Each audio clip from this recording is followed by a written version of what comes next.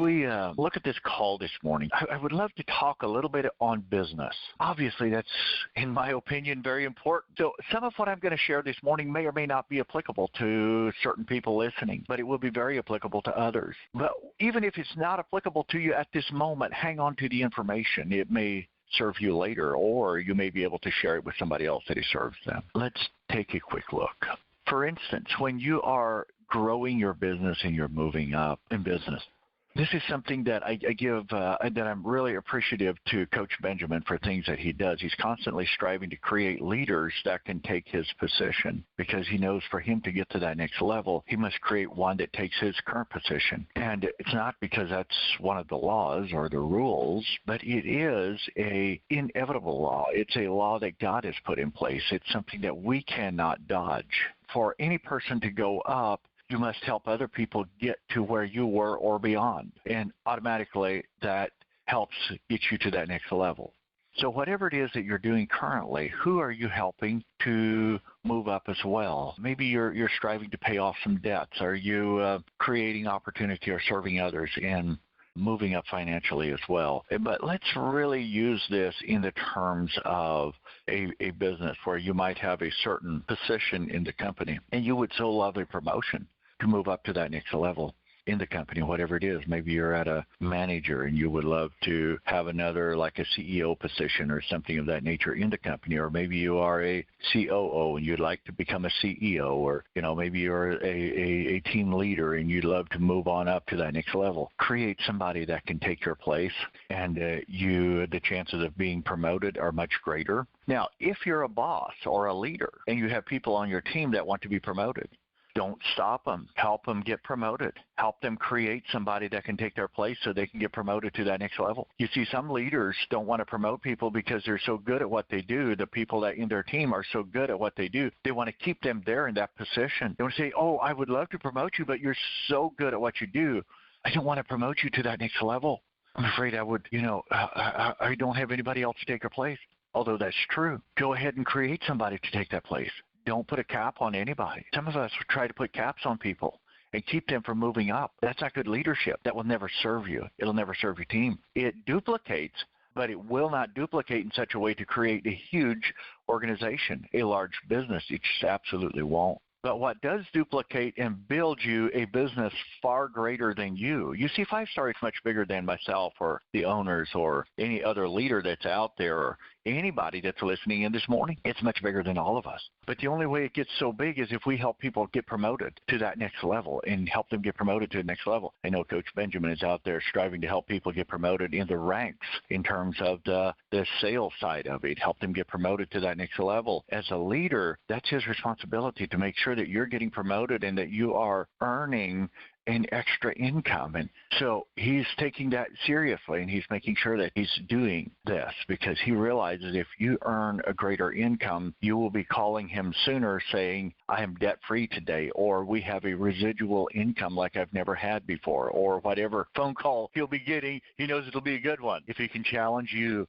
to face your fears and go to the next level. There's other leaders out here that have that capacity as well. It's just as you step out of your way and out of your fears, you'll be able to step into that. There's so many elements of business that makes a business very, very productive and profitable and allows people to earn. But you see, the key most important thing in business is revenue, RPEs, and profit, or EBITDA, whatever you want to call it. Those are really the main three things that we get to watch out for. And those are things that I implement into different companies as we're working with different companies in learning how to be successful when we coach one-on-ones with companies.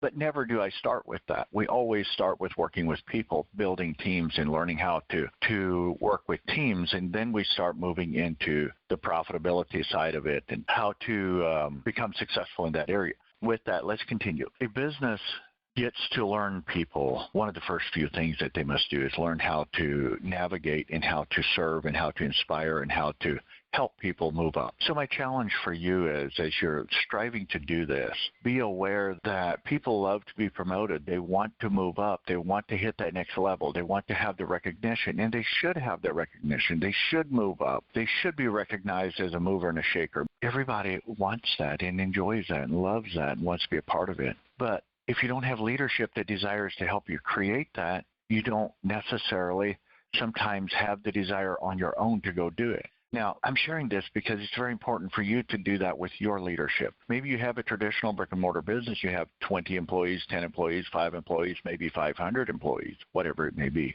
Some of your people want to be promoted. How can we help them create a replacement so that they can be promoted and move up to the next level? I'm going to shift gears at this point, and we're going to move into a different subject. There's going to be kind of a double call here.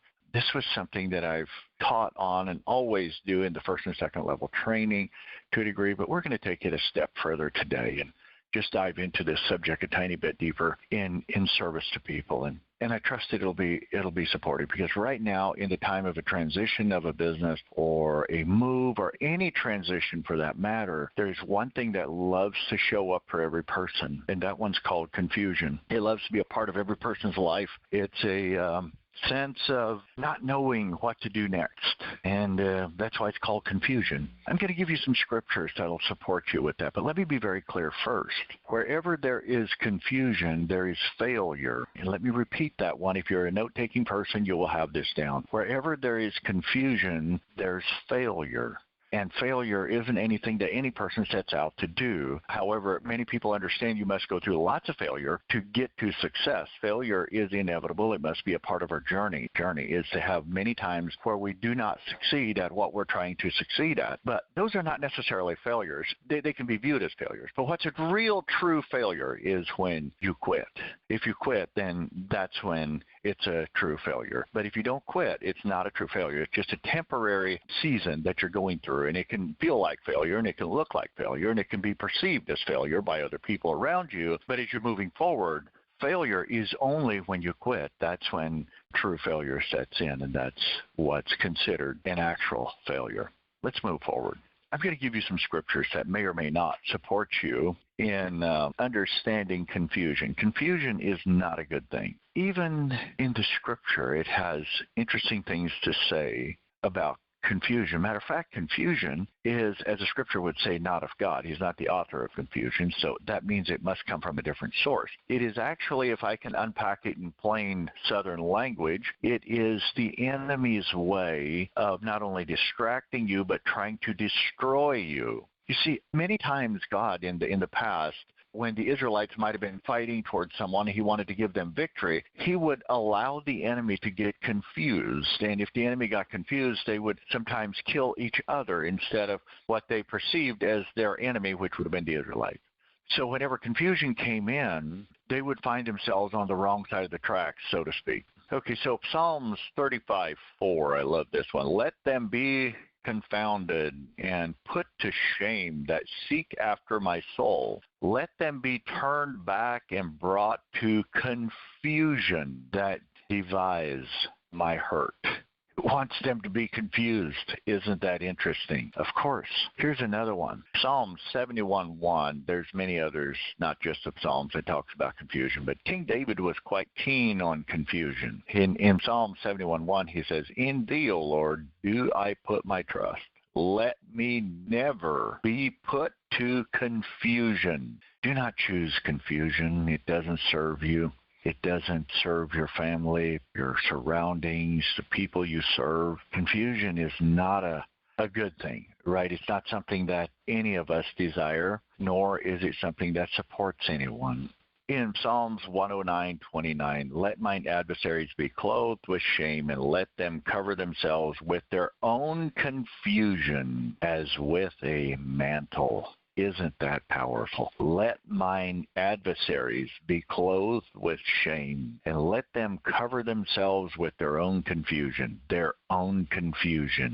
as with a mantle. Confusion is not a good thing. And I know I keep repeating this, but it's something that all of us can choose into. Matter of fact, this morning I had a long conversation with a certain gentleman that's trying to work through a certain scenario, situation, and and to a degree was choosing confusion. And I found myself almost there, right? I simply sat down, took a deep breath, and told myself that I wasn't going to be choosing confusion in this situation, and was able then to come back and serve. Let's say Isaiah 24:10, the city of confusion is broken down. Every house is shut up, that no man may come in. The city of confusion is broken down. Isaiah 24:10. Let me read this again. The city of confusion is broken down. Every house is shut up, that no man may come in. Isn't that interesting?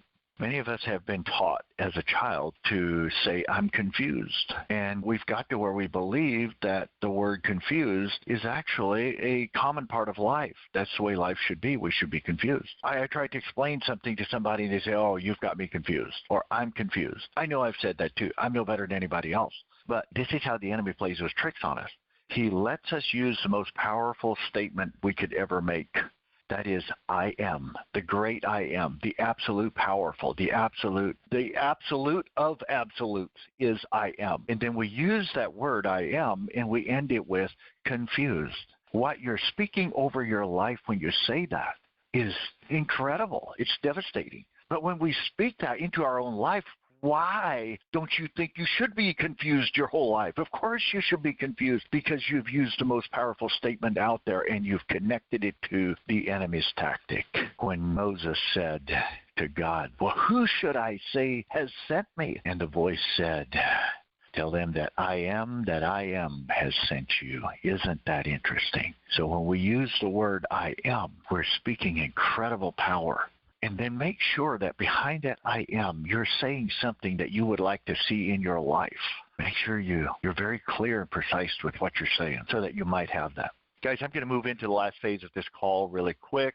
That is what keeps businesses from growing to the next level. Did you realize 97% of the businesses never go past their first or second break point in their business? Their business is growing and it's developing, it's moving up, and it's getting ready for that next break point. And that's where people get stuck. They either cap their teams or they cap themselves, and they're not ready for that next level. They just never hit it their whole life. And then they blame the system, they blame the economy, they blame the president, they blame the government, they blame the weather, they blame everybody but their own ignorance. Scripture says, for the lack of knowledge do my people perish. With that being said, thank you guys. Make it a great day. And do me a favor, don't ever settle for less than who you are. May God bless you.